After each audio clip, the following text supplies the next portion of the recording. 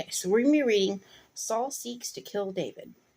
Now Saul spoke to Jonathan his son and to all his servants that they should kill David, but Jonathan, Saul's son, delighted greatly in David. So Jonathan told David, saying, "My father Saul seeks to kill you. Therefore please be on your guard until morning, and stay in a secret place and hide. And I will go out and stand beside my father in the field where you are, and I will speak with my father about you. Then what I observe I will tell you." Thus Jonathan spoke well of David to Saul his father, and said to him, "Let not the king sin against his servant, against David, because he has not sinned against you, and because his works have been very good toward you. For he took his life in his hands and killed the Philistines, and the Lord brought about a great deliverance for all Israel. You saw it and rejoiced. Why then will you sin against innocent blood and kill David without a cause?"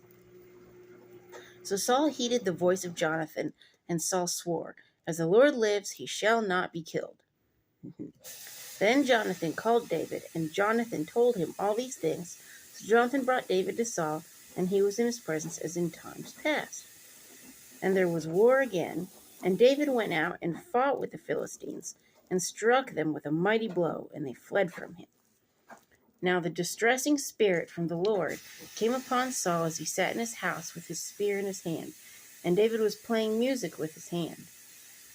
Then Saul sought to pin David to the wall with his spear, but he slipped away from Saul's presence, and he drove the spear into the wall.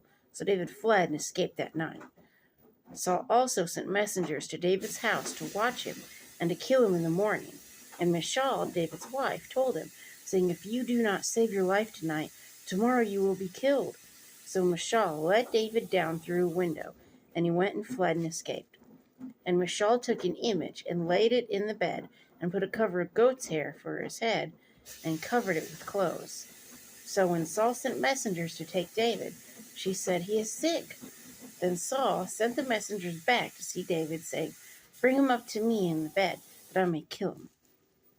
When the messengers had come in, there was the image in the bed, with a cover of goat's hair for his head. And Saul said to Michal, "Why have you deceived me like this, and sent my enemy away, so that he has escaped?" And Michal answered Saul, saying, "He said to me, 'Let me go. Why should I kill you?'" So David fled and escaped, and went to Samuel at Ramah, and told him all that Saul had done to him. And he and Samuel went and stayed in Naioth, however you say that. Now it was told Saul, saying, "Take note, David is at Naioth in Ramah."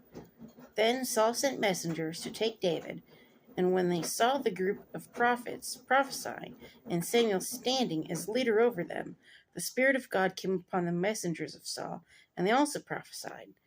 And when Saul was told, he sent other messengers, and they prophesied likewise.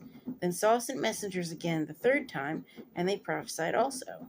Then he also went to Ramah, and came to the great wall that is in Seku, and he asked and said, "Where are Samuel and David?" And someone said, "Indeed, they are at Naioth in Ramah." So he went there to Naioth in Ramah.